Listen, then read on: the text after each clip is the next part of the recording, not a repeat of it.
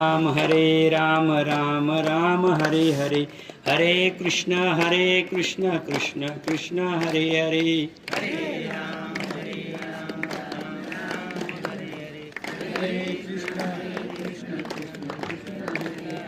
हरे राम राम राम हरे हरे, हरे कृष्ण कृष्ण कृष्ण हरे हरे,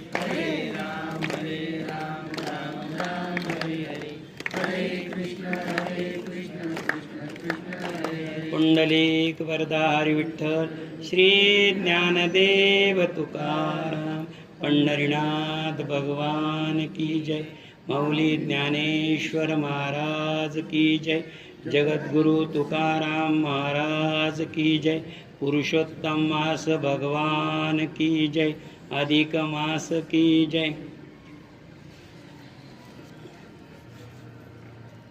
पांडुरंगा करू प्रथम नमन, दुसरे चरण संताचिया, त्यांच्या कृपादाने कथेचा विस्तारू, बाबाजी सद्गुरु दास तुका, काय माझी वाणी वानेन संतांसी, रंजवू चित्तासी आपुलिया, माझी वाणी तुझे वर्णी गुणनाम, ऐसे देई प्रेम काही कळा, मस्तक हे पायावरी या वारकरी संतांच्या, वक्रतुंड महाकाय सूर्यकोटी समप्रभ, निर्विघ्नं कुरु मे देव सर्वकार्येषु सर्वदा. श्री गणेशाय नमः.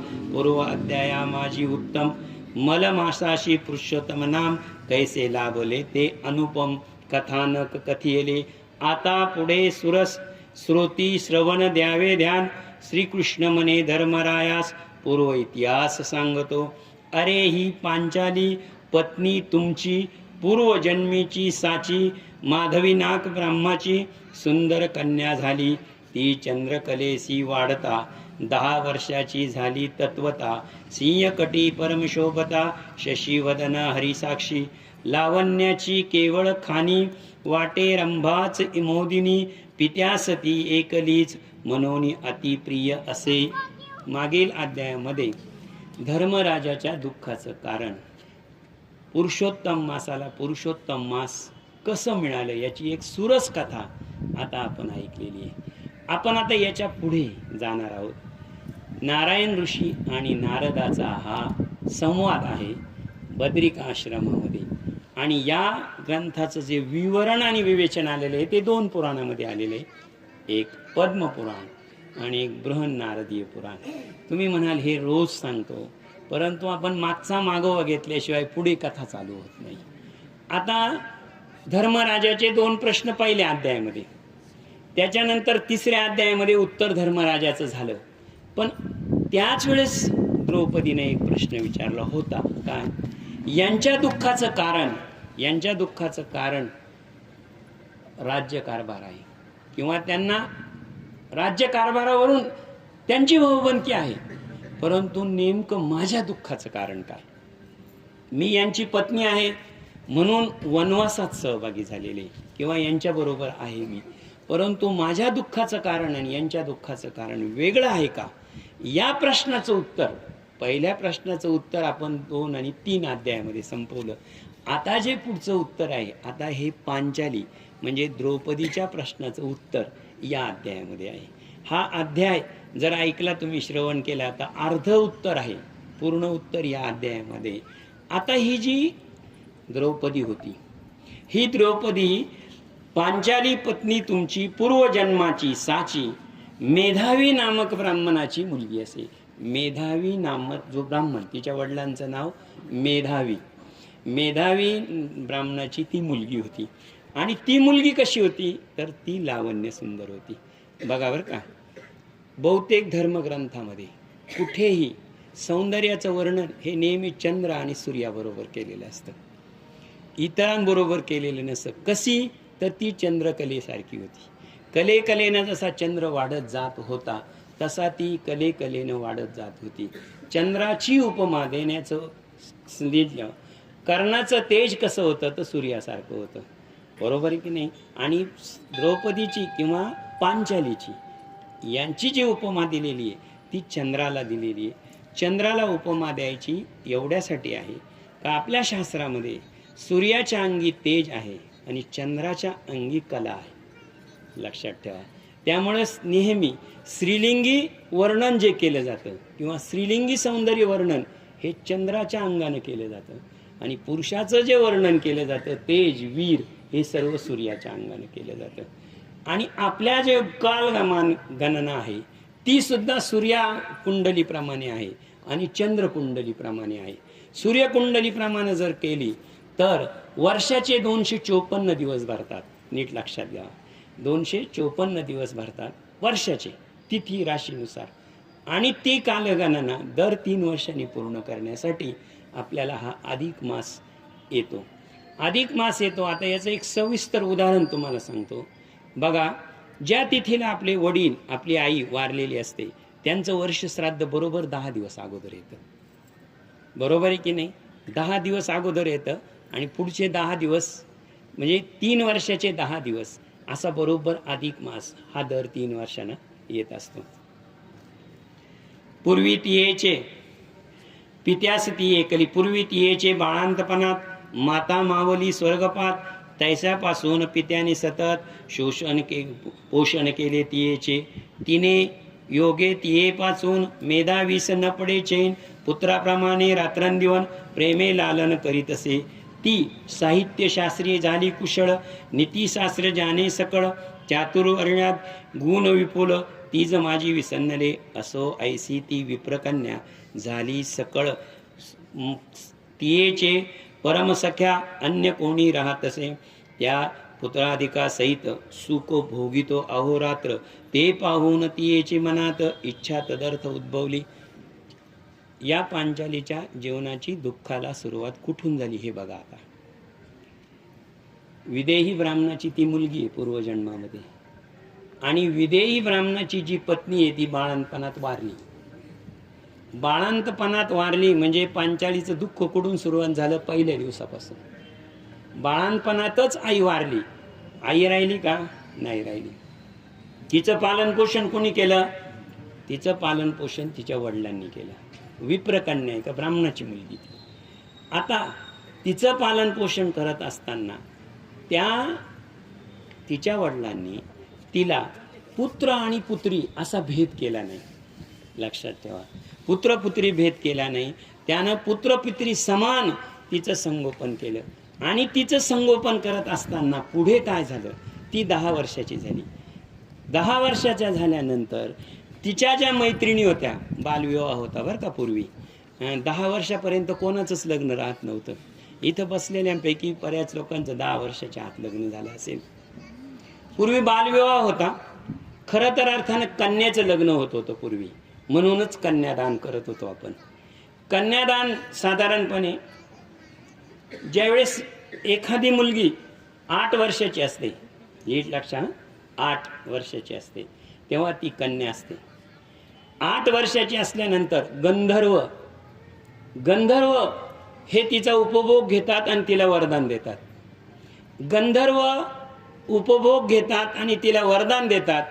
गंधर्वाच्या वरदानानं 8 ते 10 वर्षामध्ये प्रत्येक मुलीचा आवाज हा गोड होतो. मुलीचा आवाज बदलतो. तो कितव्या वर्षात बदलतो? 8व्या वर्षात. 10व्या वर्षापर्यंत तिचा आवाज बदलतो. सोहम म्हणजे चंद्र हा तिच्यावर कृपा करतो 10व्या वर्षापासून तर 12व्या वर्षापर्यंत. त्यावेळेस तिचा आकार बदलतो. गंधर्व सोहम. आणि अग्निदेवता तिच्यावर कृपा करते. अग्निकृपा कधी करते? 12 ते 14 या वर्षामध्ये. आणि अग्नी कृपा केल्यानंतर, अग्नीची कृपा झाल्यानंतर ती पूर्ण स्त्री होते, रजस्वाला होते. थोडक्यामध्ये तुकाराम, हे मी सांगतो तुम्हाला, याला काही प्रमाण आहे का? याला प्रमाण आहे तुकाराम महाराजांचा अभंग. गंधर्व सोहम अग्नी भोगता ती कुमारिका, कोठे चराचरी त्याग केला. या 3 जणांच्या 3 वरदानानं कन्येची स्त्री होते असते. कन्येची काय होते असते? एक बाई होत असते. मुद्दा मला हा सांगायचा आहे, पूर्वी लग्न कुठं होत होते? लग्न सगळे कन्येचेच होत होते. म्हणजे ती किती? 8 वर्षाच्या आतच. 8 वर्षाच्या आत लग्न झाल्यानंतर ती लगेच पतीच्या घरी जात नव्हती. लग्न झाल्यानंतर ती माहेरीच राहायची. आणि माहेरी आल्यानंतर नीट लक्षात घ्या, त्या काळामध्ये अधिक मास, पुरुषोत्तम मास येतच होते ना, बरोबर आहे की नाही. आता एक अडचण तुम्हाला सांगतो, बरोबर आहे की नाही. एखादा पुरुष आहे पण जर त्याची सौभाग्यवती गरोदर असेल आणि एखादी शास्त्रार्थ पूजा घालायची असेल तर गुरुजी आपण सुपारी ठेवतो, बरोबर आहे की नाही. सुपारी ठेवतो की नाही आपण. ती सुपारी ठेवल्यानंतर तो पूजेला चालतो, सुपारी घेतो की नाही, बरोबर. आता 3 वर्षाच्या कन्येचा मुलगा लग्न झालेला आहे आणि 3 वर्ष 4थ्या वर्षी तिला जर अधिक मास आला, पुरुषोत्तम मास आला आणि जावयाला आणि मुलीला जेव घालायचं असेल तर अशा वेळ काय पर्याय. जावई तर जवळ नसायचे. बरं, त्याला जावई पण समजल इतकाही तो मोठा नसायचा, 4 वर्षाचा, 5 वर्षाचा, 6 वर्षाचा तो. त्यावेळेस काय करायचे, आपण जसं स्थापना करतो, विहीर खोदायची असेल तर आपण काय करतो, एक दगड घेतो आणि त्याच्यावर शेंदूर वाहतो. त्या मुलीला जेवायला बसवायचं आणि त्याच्या शेजारी एक दगड बसवायचा आणि एक बसवल्यावर त्याची पूजा जावई म्हणून करायची. आणि तो पूजला काय जायचा, झाला धोंड्याचा महिना. पूजला जावई जायचा पण असायचा कोण, मग झाला ना धोंड्याचा. हे परंपरेतून आलेलं नाव आहे, परंपरेतून. आता त्या धोंड्याचा महिना त्याला पूजल्यानंतर त्याच्या पुढे दान ठेवायचं. आता सांगा, दान ठेवायचं म्हणजे काय. कपडे करता येत होते का त्या धोंड्याला, नव्हते करता येत. त्याला जेव घालता येत होतं का, नव्हतं घालता येत. त्याला काय करता येत होतं, काहीच करता येत नव्हतं. पण त्याला काहीतरी दिलं पाहिजे म्हणून त्याच्या पुढे एक तर सोनं किंवा चांदी ठेवायची छोटीशी. म्हणजे मग कसं, ते किती मोठा झाला पुढे जावायचे त्याच्यापर्यंत ते पोचवायचं. म्हणून धोंड्याच्या महिन्यात चांदी किंवा सोनं देण्याची प्रथा सुरू झाली. पण आता 25 वर्षाचा धोंडा हट्टानं सगळं मागून घेतो. हा महिना नाही, याच्या मागे परंपरा, याच्या मागे रूढी ही नाही. ही रूढी तिथून आलेली आहे. कुठून आलेली आहे, बालविवाहामधून. त्याला मी काल गेल्यानंतर म्हटलं या धोंड्याच्या महिन्याला काहीतरी तर शास्त्र असेलच. ज्ञानेश्वरी शोधत बसलो तेव्हा 13व्या अध्यायामध्ये 541 नंबरची ओवी बरोबर सापडली. केळवली नवरी म्हणजे काय, लक्षात ठेवा. तुमची जी मुलगी आहे, आत्ता दाजी मे महिन्यामध्ये लग्न आहे आणि फेब्रुवारी महिन्यामध्ये तिचा कुंकवाचा कार्यक्रम झाला, सुपारी फुटली, कुंकवाचा कार्यक्रम झाला. खरंच सांगा, ती कुंकू लावलं तिला, त्या दिवसापासून ती तुमची राहिली आहे काय हो. तुमचा हक्क संपलेला आहे, बरोबर आहे की नाही. तुमचा हक्क संपलेला आहे. बरं, ज्याची ती हक्काची झालेली आहे त्याच्या घरात आहे का ती, मग तिचं काय, बरोबर आहे की नाही. एक तर तुम्ही कुंकू लावलेलं आहे, दान केलेलं आहे. महाभारतामध्ये असं सांगतात की मी दान करतो असं एकदाच म्हणता येतं. एका वस्तूच्या बाबतीत एकदाच म्हणता येतं. म्हणून महाभारतामध्ये एक कथा आलेली. एकदा एका धर्मराजाकडून 2दा गाय दान झाली, त्याचं त्याला लगेच परतफेड करावी लागली. मला एक सांगा, तुमची कन्या कुंकू लावून गेलेली आहे आणि तिचं लग्न 2 महिने पुढे, त्या मुलीचं काय. माऊली म्हणतात का केळवली नवरी जैसा असे संन्याशी. ज्याप्रमाणे आता तिच्या हातामधून ती पोरगी तुमच्या घरामध्ये आणि तिचं कुंकू झालेलं आहे, लग्नाच्या ती स्वप्नात येईन, तुमची बरणी एखादी तुटली तिच्या हातामधून तुटली आणि तुम्ही जर तिला बोलायला गेले तर ती पटकन बोलून जाते, आता हे कुठे माझं आहे, तुमचं तुम्ही सांभाळा. लक्षात ठेवा, वैराग्याची भावना निर्माण होते का नाही. जशी संन्यासामध्ये वैराग्याची भावना निर्माण होते तशीच ही केळवली नवरी असते तिच्यामध्ये सुद्धा. तशी ही लहान मुलगी 2 वर्षाची 3 वर्षाची लग्न केल्यानंतर आई वडिलांकडे राहत होती, बरोबर होती, पण ती त्या घरातली नव्हती. आणि त्या घरातली नसल्यामुळे तिला जेव घालताना तिच्या शेजारी तिचा जो पती आहे त्याची पूजा करताना ही जी रूढ परंपरा आली आणि तेव्हापासून पुरुषोत्तम मास, अधिक मास आणि धोंड्याचा महिना अशी रूढी परंपरेतून आलेली ही प्रथा आहे. परम सुखद त्या पुत्राधिकासहित सुख भोगिती अहोरात्र, ते पाहून तिचे मनात इच्छा तदर्थ उद्भवली. मज अंतरी तर्क करी, का होईन माझा परी, गुण संवत्सरी पती कैसा मिळेल. आणि द्रौपदीची अवस्था अशी झाली का 10 वर्षापर्यंत तिचं लग्न झालं नाही. परंतु तिचं लग्न झालं नाही आणि तिच्या बरोबऱ्यांचं सगळ्यांचं लग्न झालं. सगळ्यांचं लग्न झाल्यानंतर तिला दुःख व्हायला लागलं की माझ्या ज्या मैत्रिणी आहे, माझ्या ज्या सगळ्या सख्या आहे, त्यांचं आता सगळ्यांचं लग्न व्हायला लागलंय. एक तर माझे वडील आणि मला आई नाही, माझं लग्न होईल किंवा नाही या काळजी कोणाला लागलेली आता? द्रौपदीला. विवाह काळ गेला होऊन तरी माझे झाले नाही लग्न, सखियात मी असून कुमारी दुःख भोगत आहे. हा माझ्या सख्या समजत, सुख भोगिती दिवस रात्र, मज तो पतीचे यथार्थ, सुख काही मिळेना. अहो मान्यता भगवती, पूर्वीच गेली स्वर्गापती, दुःख भोगया निवृत्ती, मज कैसे ठेविले. ऐशी ती विप्रकन्या, सतत चिंता नळे तळमळत, व्यर्थ झाले मनोरथ, शोकवर्ण चंबळा. माझ्या बरोबरीच्या सर्व मैत्रिणींचे सख्या लग्न झालेले. एक वेळ बाळणपणात मी गेले असते आणि आई राहिली असती. मी जर गेले असते आणि आई राहिली असती तर माझ्या नशिबी हे दुःख आलं नसतं. हे विचार कोणाचे? हे विचार द्रौपदीचे. केवळ माझा जन्म आईवरती निघून गेली आणि मला फक्त दुःख भोगण्यासाठीच खाली ठेवलेलं आहे. ऐशी ती विप्रकन्या, सतत चिंता नळे तळमळत, व्यर्थ केले मनोरथ, शोकावर चंबळ. तियेचा पती कन्यादान करण्याविषयी सदा फिरत भूलटाई, योग्य वर शोधत असे. बरं, द्रौपदीचं हे दुःख होतं, बरोबर आहे ना?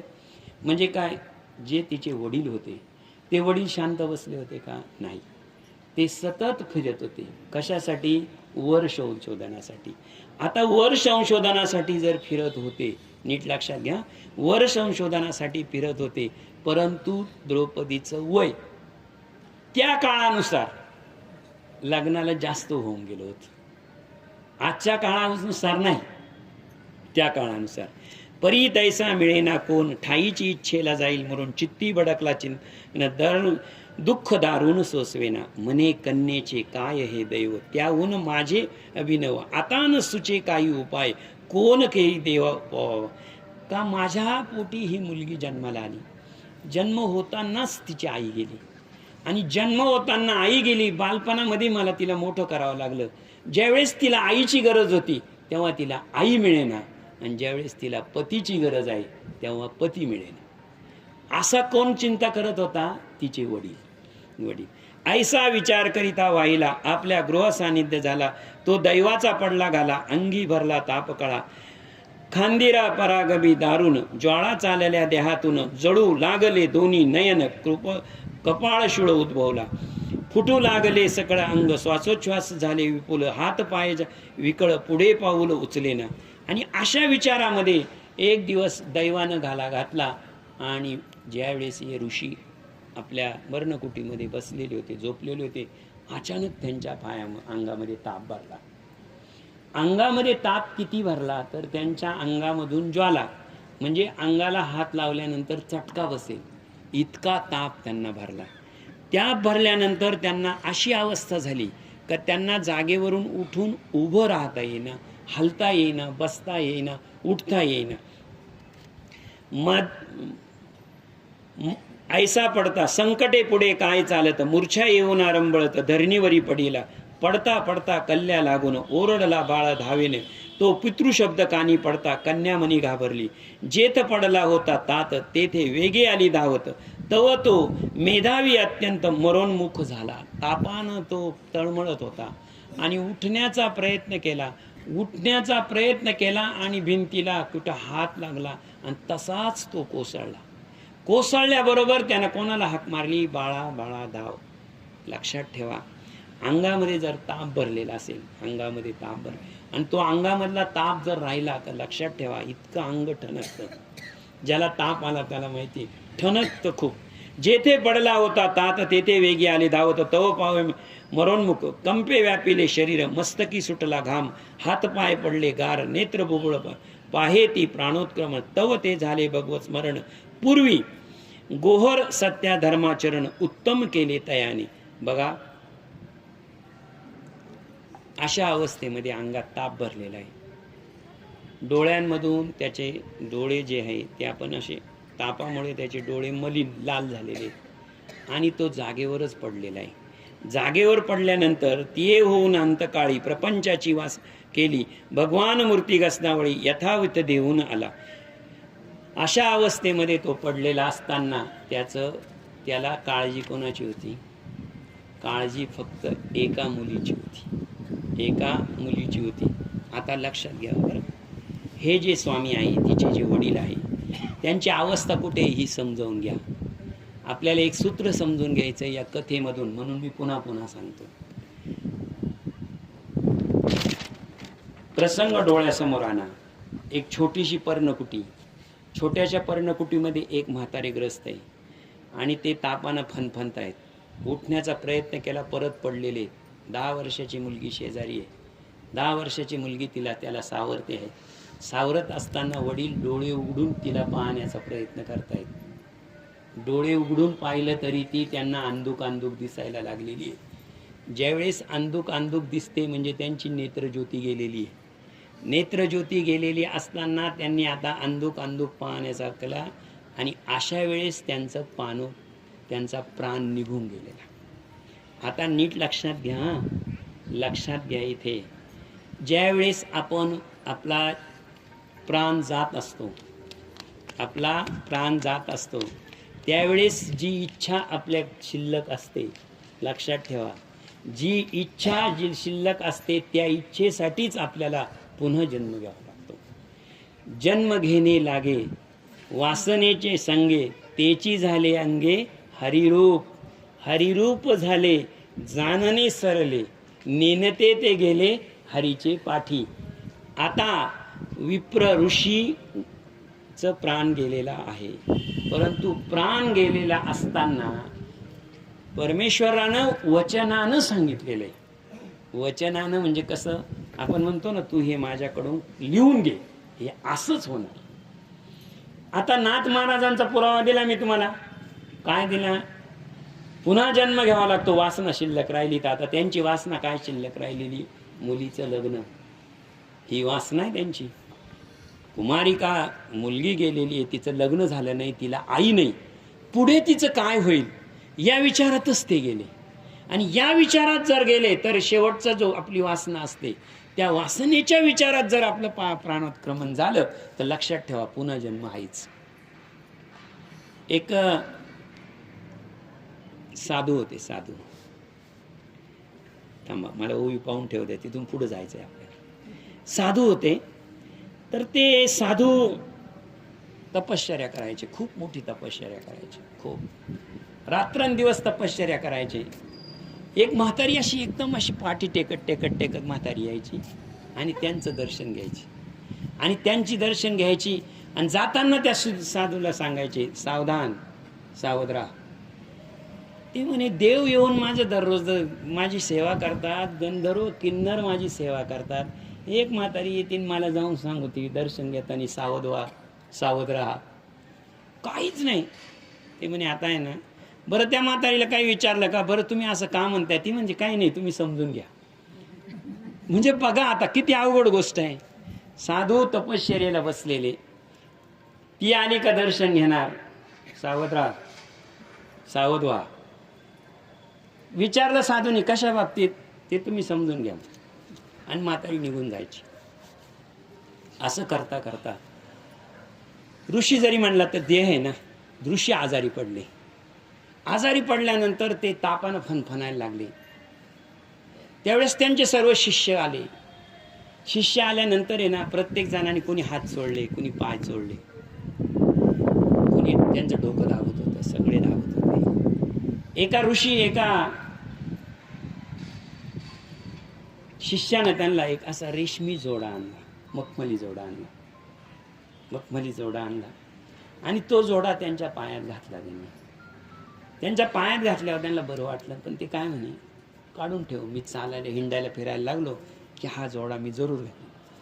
त्या शिष्यानं काय केलं, तो समोरच खात्यात ठेवला, जवळ समोर. हे आजारपण, हे साधू, आणि त्यांना तो जोडा दिसायचा. करता करता करता करता करता एक दिवस प्राण गेला. प्राण जाताना असं वाटलं का तो जोडा घातला असतं तर बरं झालं असतं, हिंडून फिरून आलो असतो, बाकी काय. असा त्यांचा विचार. ती वासना उत्पन्न झाली आणि प्राण गेला. वासना उत्पन्न झाली आणि प्राण गेला. आता सांगा, वासना शिल्लक राहिली. प्राण तर गेला पण वासना शिल्लक राहिली. काय वासना शिल्लक राहिली? जोडा घालायची फक्त. त्याच्यानंतर यथावकाश त्यांची सगळी विधी झाली आणि तिथल्या राजाला मुलगा झाला. त्या राजाला मुलगा झाला. पण असं झालं म्हणून मुलगा झाला, पण तो मुलगा आईला पितच नाही म्हणे. सारखा रडतो, सारखा रडतो. वैद्य आले, हे आले, ते आले, प्रत्येकानं उपचार केला, सगळ्यांनी केला, काही नाही. पोरगं पीत नव्हतं, पोईत नाही, काही नाही. शेवटी म्हातारी काठी टेकत आली. तिनं ते बाळ घेतलं, मांडीवर घेतलं. मी सांगत होते ना म्हणे, सावध व्हा आणि सावध राहा. सावध व्हा, सावध राहा. त्या जोड्यात मन कशाला घातलं म्हणे, आता आले जन्माला, हा जन्म पुरा करा आणि या जन्मात सावध राहा आणि सावध व्हा. घ्या दूध पिऊन. तेच संत रोहिदास. कोण? ते संत रोहिदास. मागच्या जन्माची ऋषी. जोड्याची वासना शिल्लक राहिली तर जन्म घ्यावा लागला. तेच संत रोहिदास. जन्माच्या मृत्यूच्या वेळे जी कोणती आपली वासना शिल्लक राहते त्यावेळेस जन्म घ्यावाच लागतो. मला सांगा, विदेही ऋषी आहे. कोणाचे? द्रौपदीचे वडील. ते वारले. काय झालं? शिल्लक कोणती वासना राहिली? फक्त हिचं लग्न. हिचं लग्न झालं असतं माझ्या डोळ्या देखत तर बरं झालं असतं. म्हणे हे श्रीकृष्ण गोविंदा पुरुषोत्तम आनंद कना संस्तर धावत मुकुंदा आता पाहे न करी तू दीनानाथा मी दीन तव चरणी लीन ती मज भवाब्दीची उदारुणी रक्षावे तुझ वाचून त्रिभुवनी आता रक्षिता नाहीच कोणी ऐसे बोलता मेधावी मुनी प्राण सोडिता झाला तो तव विष्णुदूत तादात्म्य घातेला विमानात वैकुंठी नेवोनी त्वरित अखंड रथ स्थापिला. मुलीचं लग्न व्हावं ही जरी इच्छा असली, लक्षात ठेवा, वासना शिल्लक होती, पण मेधावी ऋषींनी वासनेसह नामस्मरण केलं. मी काय सांगतोय नीट ऐकून घ्या. वासना शिल्लक होती परंतु नामस्मरण चालू होतं. कोणाचं नामस्मरण चालू होतं? भगवान विष्णूचं. आणि जाताना शेवटचा प्राण सोडताना सांगितलं काय? आता ही जबाबदारी तुमच्यावर. कोणावर? भगवान विष्णूवर. आता भगवान विष्णूवर जबाबदारी टाकल्यानंतर भगवान विष्णूचे दूत त्यांना घेण्यासाठी आलेले. लक्षात ठेवा, शेवटच्या क्षणाला जर तुमचं परमेश्वराचं नाव तुमच्या मुखामध्ये आलं, तुमच्या नाव मुखामध्ये आलं तर लक्षात ठेवायचं, तुम्हाला यमदूत नाही, तुम्हाला विष्णुदूतच घ्यायला येतील. श्रीमद भगवद्गीतेच्या 8व्या अध्यायातला 5वा श्लोक. अंतकालेच मामेव स्मरण मुक्त्वा कलेवरम या प्रयाती मदभावम याती नास्त्यत्र संशया. अंतकालेच मामेव, शेवटच्या क्षणाला जर शरीर सोडताना त्यानं माझं नाव तोंडामध्ये आलं तर निश्चित तो मला प्राप्त होतो, यात कोणतीही शंका घेऊ नका. मला इथे मुद्दा सांगायचा आहे. वैदेही ऋषींनी द्रौपदीच्या वडिलांनी नाव कोणाचं घेतलं? शेवटी विष्णूचं घेतलं. म्हणून विष्णुदूत तिथे घेण्यासाठी आले. अंकी घेतले पित्याचे नाव आक्रोश करी विलाप ते म्हणे दयाळा तू माझा ताता आता माझी मजवरी तुझी प्रीती न विसंबे वनराती आता कोणाची अंकावृत्ती ठेवून मज गेला. अंकवृत्ती हा शब्द समजून घ्या. अंकवृत्ती म्हणजे मांडीवर. लहान बाळ नेहमी कुठं देतो आपण? अगदी 1-1.5 महिन्याचं असेल तर आपण पाहायला आलेली जी त्याची मामा मावशी कोणी असेल, आपण या मांडीवरून उचलतो त्या मांडीवर देतो. कोणाच्या? त्या बाळाला मांडीवर देतो. मी पोरी पोरगी पितृहीन माझे कोण करील रक्षण बंधू समान आपतेजन कोणीच नाही उरले. महातपस्विनी होती माता ती पूर्वीच गेली ताता आता भोजन आच्छादन चिंता माझी कोण करील. तुझा आश्रम सगळा अरण्यायचा निर्जन आता मी या बाळा कैसी राहू एकली. तुझविन माझे दिने पुढे काय उपाय वाचून खचितच गेले तेने प्राण दारुण कंठविना. तू कन्या वत्सल असून पितृ विवाहविधी न करता कैसा गेला मज टाकून. कारण तो आश्रम जो होता तो आश्रम कसा होता? अरण्यात आश्रम होता.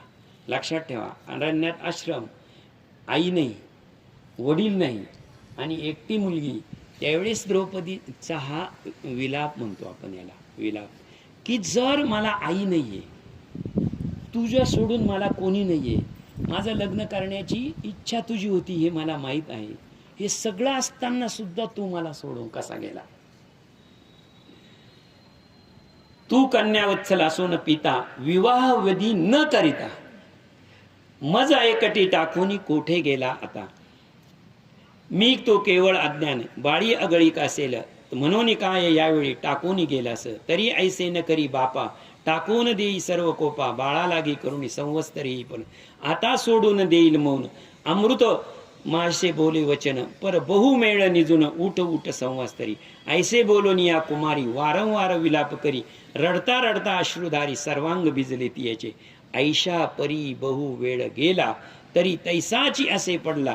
तैसे पाहून विप्र बाळा बहु दुःख वार्ता झाली. कुमारी दीर्घ स्वरे रडू लागली एक सरे. ते ऐकोनी वनस्त सारे विप्र रे बोलावून. लक्षात ठेवा, आता प्रसंग कसा आहे बघा.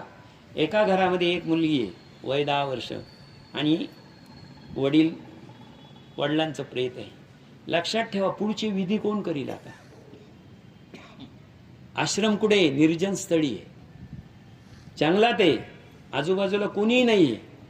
अशा वेळेस आता पुढचा प्रश्न आहे, आणि तो कोणाचा प्रश्न आहे? द्रौपदीला, की अशा वेळेस ते अंतविधीचे पुढचे जे विधी आहे ते कोण करील? तर त्यावेळेस काय झालं? म्हणती की अति करून या वनी करडते कोण.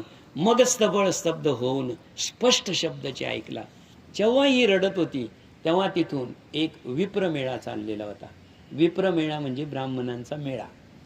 पूर्वी जितके ऋषी होते, कोणतेही ऋषी असो, ते आश्रम करून राहत होते. आश्रम करून राहिल्यामुळे नीट लक्षात घ्या, त्यांचा शिष्य परिवार त्यांच्या बरोबर असायचा. शिष्य परिवार असायचा. आपण म्हणतो ब्राह्मणाला दान दिलं पाहिजे. ब्राह्मणाला दान दिलंच पाहिजे. का दिलं पाहिजे हेही सांगतो. ब्राह्मणाला दान यासाठी दिले असते का ब्राह्मणाचं संपूर्ण शरीर हे वेदाला वाहिलेलं असतं. त्यानं वेदाचं अध्ययन केलं पाहिजे. त्यानं रोज नित्यपाठ जर करत नसेल, नीट लक्षात ठेवा, नित्यपाठ करणं हे ब्राह्मणाचं कर्तव्य आहे. नित्य संरक्षण करणं हे क्षत्रियाचं कर्म आहे. नित्य व्यापार करणं हे वैश्याचं कर्म आहे. आणि सर्व जनतेचं पालन पोषण करून कष्ट क्षुद्राचं हे. तुम्ही म्हणाल क्षुद्र म्हणजे हलक्या जातीचा, हा तुमच्या हलक्या विचाराचा परिणाम आहे, हलक्या जातीचा नाही. शेतीच्या उपयोगानं जेवढं काम होतं, लक्षात ठेवा, ते करणारे सर्व शूद्र होते. कष्टाच्या मेहनतीचं काम करायचं. वैश्य म्हणजे व्यापार करणारे, क्षत्रिय म्हणजे संरक्षण करणारे, आणि ब्रह्मज्ञानी म्हणजे निर्णय घेणारे, जे आपल्याला निर्णय सांगतात ते. तसं पाहिलं तर आपण नीट विचार केला तर आज आपण क्षुद्र म्हणजे आपण लोकांना नाही, क्षुद्र नाही. शूद्र काम करणाऱ्या कामावर कोणतं शूद्रता ठरत नाही, त्याच्या विचारावर त्याची शूद्रता ठरते. जर ब्रह्मज्ञानी असेल, नित्य नेम करत असेल, वेदाला शरीर वाहिलेलं असेल, अध्ययन करत असेल, तर लक्षात ठेवा त्याचं पालन पोषण करण्याची जबाबदारी समाजाची आहे. आणि समाजाची जबाबदारी असल्यामुळे ब्राह्मणाला दान देऊन त्याचं ते पालन पोषण केलं पाहिजे. आज जरी ऐसा विप्र मेळा तैसे मेधावीचे बाळा रडत असे केला निश्चय. म्हणून विप्राचा मेळा धाविला तात्काळ. विप्रकन्या होती रडत तेथे पावले समस्त. तो तियाचे अंकी प्रेत माधवीचे देखिले. तेने ते ब्राह्मण करीती झाले बहुरोदन. बघ कन्येचे अलंकारून प्रेत काढिले. मग ते अंतविधीची झाली कष्टी. तियेची दिदल्या वेदांत गोष्टी. प्रेत उचलोनी उठा उठी स्मशान जाते झाले. आणि तो जो विप्र मेळा म्हणजे एक साधूंचा मेळा होता, तो तिथे आला. त्यांनी ते प्रेत बाहेर काढलं, त्याला स्नान केलं. सर्व प्रेतांनंतरचे विधी त्यांनी पूर्ण केले. आणि आपण म्हणतो थोडक्यात त्याला सतीगती लावलं. शिव सानिध्य यथाविध प्रेतासी झाले मंत्राग्न. नदी माझी स्नान माझी तिलांजली दिदलेसी परत आले विप्र समाशी अश्वासले ते कन्यासी तदनंतर स्वगृहासी सर्वही जात झाले मग विप्र जातत काय अंतरा माझी धरिले धैर्य यथाशक्ती करून योत्तर कार्य सारिले 13 दिवस झाले पूर्ण तात गृहीचे वसे आपण पितृयोग दुःख दारुण तिये लागून सोसवेना. आता आपल्याकडे किती पाहुणे आले ज्यांनी पाणी दिलं ते किती दिवस राहतात दशक्रिया 13व्यापर्यंत. तसे हे सर्व ब्राह्मण तिथपर्यंत राहिले 13 दिवस तिथे राहिले त्या आश्रमामध्ये राहिले त्या मुलीबरोबर राहिले. आणि आता आणखी कठीण प्रसंग सुरू झाला. काय कठीण प्रसंग सुरू झाला? आई गेली वडील गेले जे काही साधू ब्राह्मण आले होते त्यांनी सगळे विधी पूर्ण केले दशक्रिया 13वा सगळे. पण आता ते जायला निघाले म्हणजे आता आश्रमात कोण राहिली? ती एकटीच राहिली. आता पुन्हा दुःखद प्रसंग. जीवना वेगळी मासुळी तैसा रात्रंदिवस तळमळी हा देवा म्हणून कपाळी हात लावून बैसेला. द्रौपदीच्या मनामध्ये एकच विचार होता. काय विचार होता? की माझं कोणतं कर्म आडवं आलंय? हा कोणता जन्म आहे माझा? की कोणता जन्म आहे का या जन्मामध्ये मला काहीच माझ्या हातात नाही. काय जन्म झाला आई सोडून गेली, तारुण्य आलं लगेच वडील सोडून गेले आणि वडिलांचे सगळे विधी पार पडले. आता पुन्हा मला एकटी राहायची वेळ आली. हे कोणतं नशीब माझं? वारंवार स्मरून पित्यास रडत राही ओक्साबोक्षी निद्रा नाही ती कदाशी शोभ मग ऐसा लोटता काळबोत एक दिवन तो शून्य गृहात दुःखे टपाटपा अश्रू गाळत चिंताक्रांत बसले असी ते दैवयोगे तिये स्थानी स्वइच्छे पावला दुर्वास मुनी जे केवळ कोपाची खाणी तू शूल पाणी दुसरा. अशी ती शोक करत बसली होती, रडत होती. तिचं दुर्दैव बघा बरं का. नेहमी लक्षात ठेवा. तुम्हाला एक सांगतो,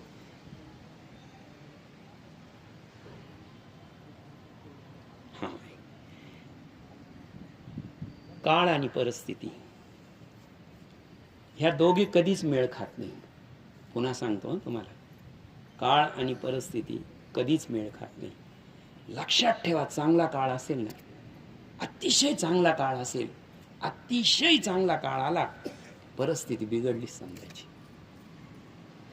आणि अतिशय वाईट परिस्थिती झाली, अतिशय वाईट परिस्थिती झाली का चांगला काळ आला समजायचं. हे सूत्र आहे, सांगून ठेवतो आजपासून.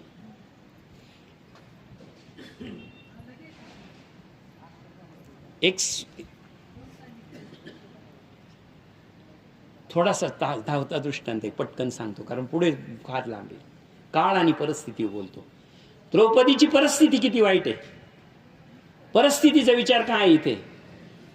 आई आहे का? बाप आहे का? कोणी जोडीदार आहे का? तारुण्य असून पती आहे का? नाही.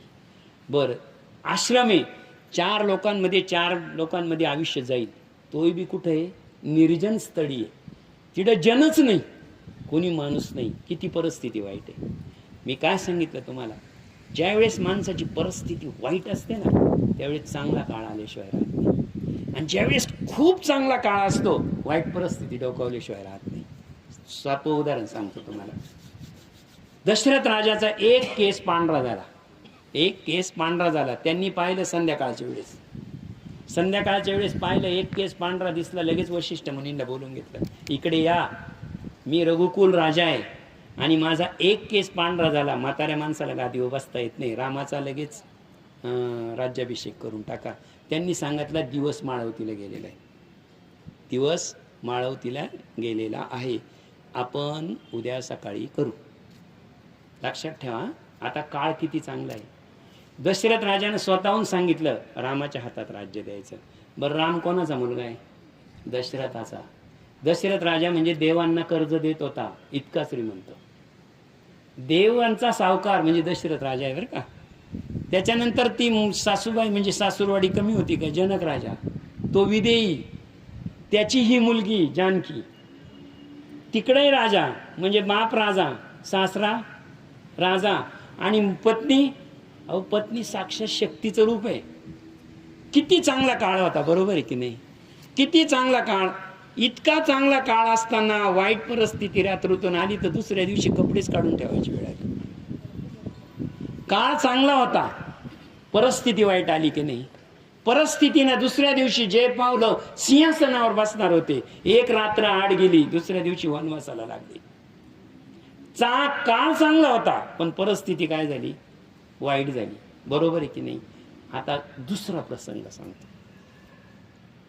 ज्यांच्या भरोशावर युद्ध करायचं, ज्यांच्या भरोशावर युद्ध करायचं आणि ज्याच्या साथीनं जगायचं, त्या लक्ष्मणाला शक्ती लागलेली, त्याचं डोकं मांडीवर.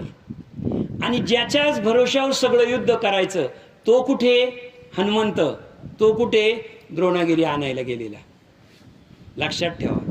म्हणजे सैन्याचा सेनापती नाही, भाऊ. भाऊ कुठे, भाऊ मांडीवर बसलेला आणि पत्नी अशोकवनामध्ये. किती परिस्थिती वाईट आहे. बरोबर आहे की नाही. भाऊ म्हणावा तर मूर्छित होऊन पडलेला आहे, पत्नी म्हणावा तर रावणाच्या ताब्यात अशोकवनात. बरं, हनुमंत हा सेनापती ज्याच्या भरोशावर सगळं चाललंय, हे सगळं युद्ध जिंकणार, तोही जवळ नाही. अशा वेळेस जर रावणाने हल्ला केला असता तर सांगा परिस्थिती किती वाईट आहे. अरे पण इतका चांगला काळ आला की नुसते नावानं दगड तारायला लागली. काळ चांगला आला की नाही, नावानंच दगड तारायला लागले ना. नाव टाकलं की दगड तारला, नाव टाकलं की दगड तारला. आजपासून कथेमध्ये इतकं लक्षात ठेवा, अतिशय चांगला काळ असेल तर वाईट परिस्थिती येऊ शकते. आणि अति वाईट परिस्थिती झाली का धीर सोडू नका, चांगला काळ आल्याशिवाय राहणार. द्रौपदीची परिस्थिती किती वाईट आहे, परंतु काळ चांगला येणारच. आणि अति काळ चांगला आला तर लक्षात ठेवा, संयम ठेवा, आहे त्या परिस्थितीत राहा. काळासोबत जर तुमची वर्तणूक बदलली, परिस्थिती मारणारच तुम्हाला एक दिवस. लक्षात ठेवा, चांगला काळ असेल का परिस्थिती वाईट आल्याशिवाय राहत नाही, आणि वाईट परिस्थितीत चांगला काळ आल्याशिवाय राहत नाही. मध्यान्नीचा सहस्रकार तिये योगे दैवशानी स्वेच्छा पातला दुर्वास मुनी जो सकळ कोपाची खानी की शूल मनी दुसरा. मध्यान्नीचे सहस्राकार तैसे जाताचे तेज प्रखर मितना पिंगट जटांचा भार धरिला असे जयाने. विरिचांदी देव समस्त जयाचे स्वभाव ते सदा बेत शापा लागू समर्थ तुझ समान तुझ्या नाहीसे. बरं, दुर्वास ऋषी म्हणजे काय. दुर्वास ऋषी म्हणजे अति रागीट. त्यांच्या शापाला विरिंचनी घाबरत होत्या. मी पहिल्या दिवशी विरिंचनी सांगितलं तुम्हाला. काय विरिंचनी म्हणजे, वीर आचळ, ज्या आचळामधून वीर जन्माला येतो ती विरिंचनी. म्हणजे त्या तिघी जणी कोण, सरस्वती, लक्ष्मी आणि पार्वती, ह्या घाबरत होत्या. कोणाला, दुर्वास मुनींना. इतके रागीट. साक्षात भगवान विष्णू, शंकर, ब्रह्मदेव हे सगळे कोणाला घाबरत होते, दुर्वास मुनींना. कारण त्यांचा राग अतिशय कठीण. इथे एक बरं, त्यांचा राग किती कठीण आहे याची एक कथा, आता छोटीशी कथा पुढे ती वाचू आपण. मी देवांचाही देवसन राया तया बाळपणी तिने सेवा केली म्हणून तिये लागून त्रिकर्ष करणी विद्ये दिलेली जयाने. परंतु काहीतरी पुण्यकर्म केलं असतं, आणि ते पुण्यकर्म म्हणतो आपण आडवा आल्याशिवाय राहत नाही. या दुर्वास मुनी जेव्हा तपश्चर्येला बसले होते, नीट लक्षात घ्या, तेव्हा त्यांना तपश्चर्येतून उठल्यानंतर त्या आजूबाजूला बघा, तपश्चर्येत बसल्यानंतर वाल्मिकाला वारोळ लागलं होतं.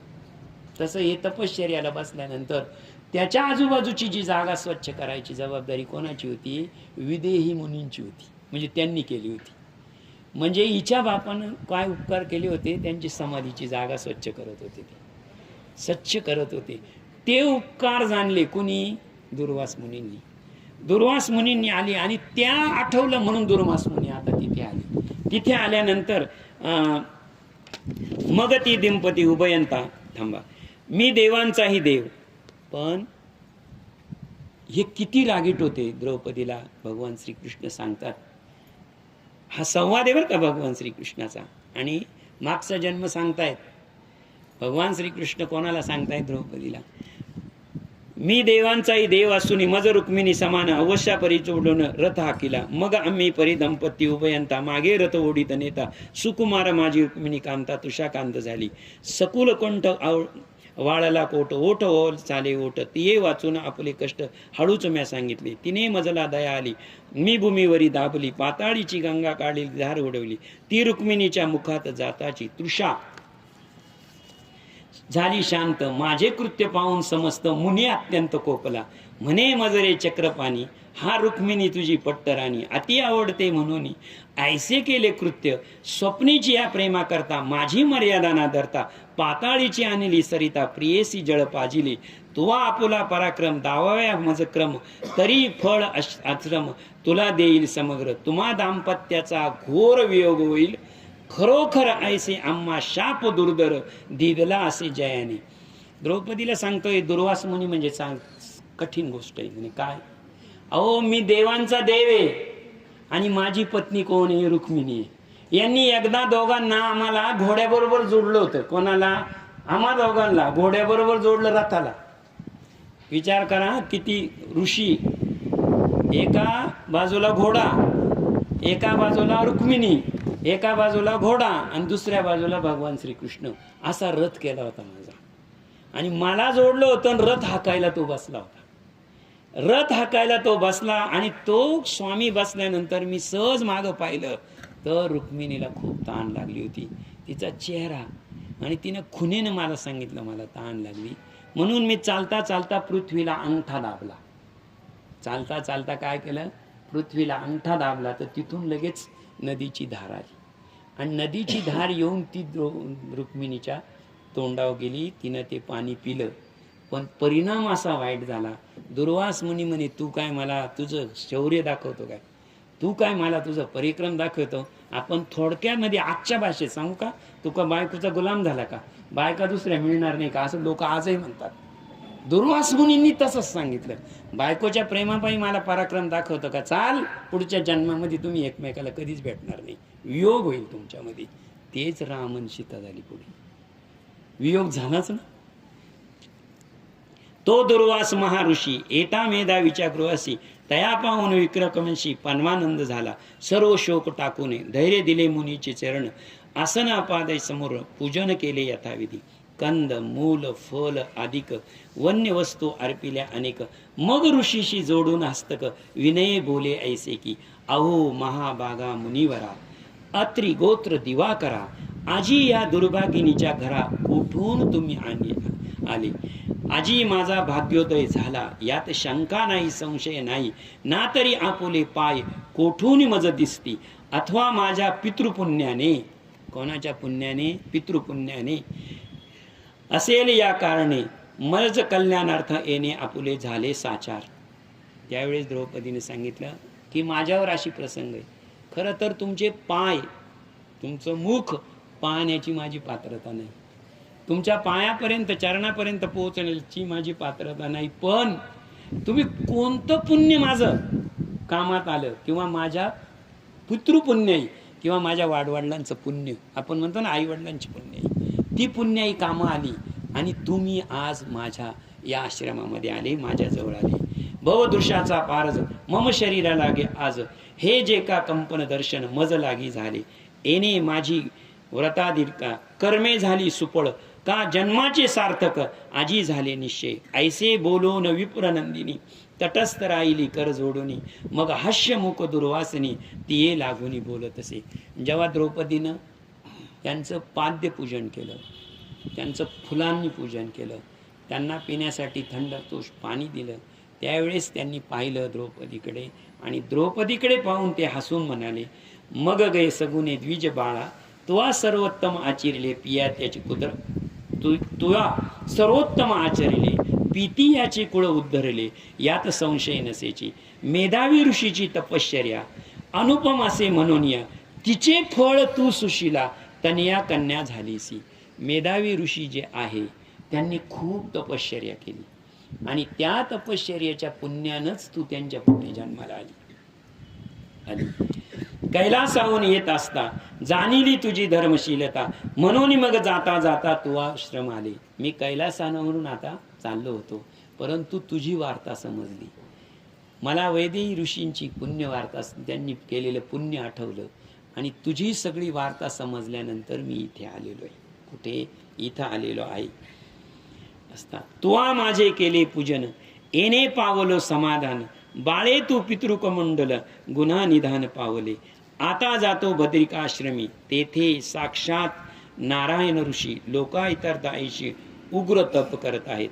तयाचे करुणी दर्शन, स्वस्थाना जाईल निघून. सुविचारे शोक टाकून, स्वस्थ राहील सुशिले. ते आता पुन्हा दुःखाचा प्रसंग आहे बरं का.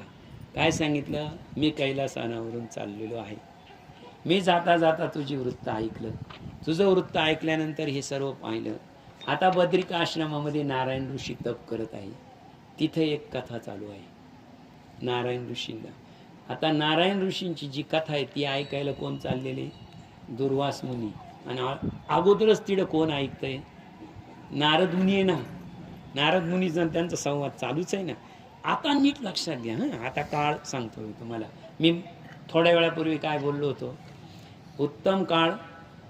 उत्तम काळ आला की परिस्थिती मारणार, आणि बिकट परिस्थितीमध्ये उत्तम काळ येणार. आता विचार करा, दुर्वास मुनी आले की नाही? द्रौपदीचं दुःख तुम्हाला दिसतंय, नीट लक्षात घ्या, दिसतंय.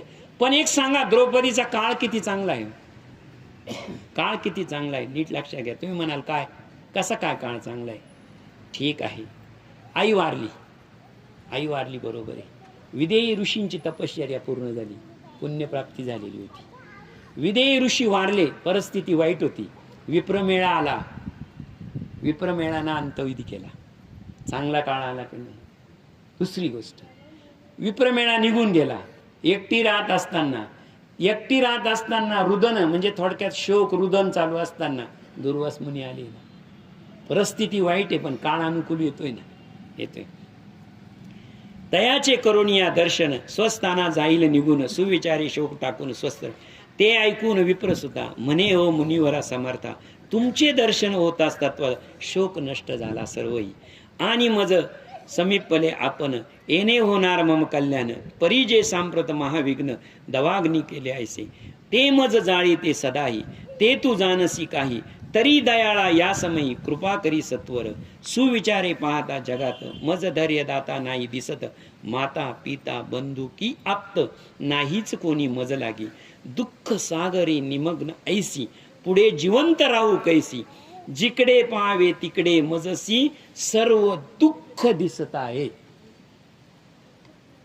दुर्वास मुशींना काय सांगते? तुम्ही जायला काहीच हरकत नाही, पण मग तुम्ही गेल्यानंतर एकटे कसं राहायचं इथे? बरं, इथं राहायचं का? तर कोणी भाऊ बहीण आप्तजन कुणीच नाही. आणि जर इथं माझं कोणी शिल्लक राहिलेलं नाही, तर मग मी इथं राहायचं कशासाठी? तुम्ही आल्यानंतर आणि तुमचा मला स्पर्श झाल्यानंतर, तुमचं दर्शन झाल्यानंतर माझा सगळा शोक नाहीसा झालेला आहे, माझं दुःख नाहीसं झालेलं आहे. अशा परिस्थितीमध्ये पुन्हा तुम्ही मला काय करताय? दुःख सागरी निमग्न ऐसी, पुढे मी जिवंत राहू कैसी. जिकडे पाहावे तिकडे मज दिसत आहे. तरी दयाळा कृपा करा, माझे दुःख निरसी सत्वर. पाणी ग्रहण कोणी करावया, इच्छित नाही मज लागे. पाणी ग्रहण म्हणजे काय? स्वयंवर पाणी ग्रहण म्हणजे लग्न. स्वयंवर पाणी ग्रहण, स्वयंवर एक लक्षात ठेवा. ज्यावेळी स्वयंवर म्हणजे स्वयं म्हणजे स्वतः, ज्या राजकन्येनं स्वतःचा पती स्वतः निवडलेला आहे त्याला आपण स्वयंवर म्हणतो. आणि ज्येष्ठ आप्त धर्म, आपले गुरु, आपल्या ज्येष्ठ वडीलधाऱ्या लोकांनी जर आपलं लग्न जमवलं आणि लग्न जमवल्यानंतर जो विवाह सोहळा होता त्याला आपण पाणीग्रहण सोहळा म्हणायचे. म्हणजे आजही विवाह सोहळा म्हणतो. माझ्या वडिलांची जी इच्छा होती, काय होती ती? माझ्या वडिलांची इच्छा होती माझं लग्न व्हावं. परंतु आजची परिस्थिती अशी, आत्ताची, माझ्याशी लग्न करायला कोणीही वर नाही, कोणीही माझ्याशी लग्न करणार नाही. माझा लग्नविधी किंवा लग्न सोहळा पूर्ण करण्यासाठी कोण आहे? कोणीच नाही. वर नाही. यापुढे मी होईल वृषाली. आता वृषाली शब्दाचा अर्थ आहे ना इथे दिलेला आहे जाती भ्रष्ट, भ्रष्ट. जर मी अशी राहिले, नीट लक्षात ठेवा, जशी राहिले तर मला एक काय होईल समाजामध्ये, मी भ्रष्ट होईल किंवा लोक मला भ्रष्ट समजतील. लक्षात ठेवा. दोन्ही दोष आहे, दोन्ही दोष येते ते त्यांनी बोलून दाखवलेले. तरी मी होईल ऐशी चिंता मज उद्भवली, ते समूळ निद्रा गेली, गोड न लागे भोजन, यास्तव आता मी देणार प्राण. काय झालं, कारण मी जर अशी राहिली, माझ्यासाठी वर शोधायला कोणी नाही आणि कोणी माझ्याशी लग्न करेल असं नाही. समाजामध्ये मी जर जिवंत राहिली तर एकतर लोक मला भ्रष्ट समजतील नसताना, किंवा मी स्वतः भ्रष्ट होऊ शकते. या शक्यतापेक्षा मी एकच गोष्ट करते, आता मी माझा प्राण देते. हा एकमेव मार्ग माझ्यासाठी आहे. यास्तव आता देणार प्राण, हा मी निश्चय केला जाण, ऐसे बोलून ती कन्या दिन, उगाच राहती झाली. असं बोलली आणि ज्यावेळेस ती राहिली त्यावेळेस स्तब्ध उभी राहिली. लक्षात ठेवा, ती स्तब्ध उभी राहिली आणि दुर्वास मुनी स्तब्ध उभे राहिले. दुर्वास मुनींनी परत पाऊल उचलला नाही, तीही स्तब्ध राहिली आणि हेही स्तब्ध राहिले. इथपर्यंत कथा आपण आणून ठेवली. इति श्री अधिक मास 7 बृहन अरे नारदीय पुराण. सज्जन श्रोते ऐका चतुर्दश अध्याय. गोड हा वावा पुंडलिक. श्री ज्ञानदेव तुकाराम पंढरीनाथ भगवान की जय. माऊली ज्ञानेश्वर महाराज की जय. जगद्गुरु तुकाराम महाराज की जय. विठ्ठल.